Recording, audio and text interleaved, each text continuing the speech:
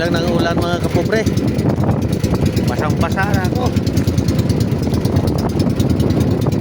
Ayan ang ulan oh. Tagal tumigil. So, malalaki ang alon.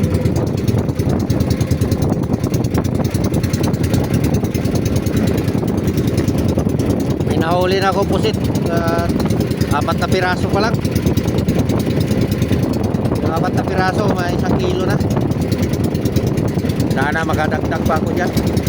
Maaga pa naman, alas 6 pa lang mahigit. Alas 7. Malalaki lang ang alon mga kapure.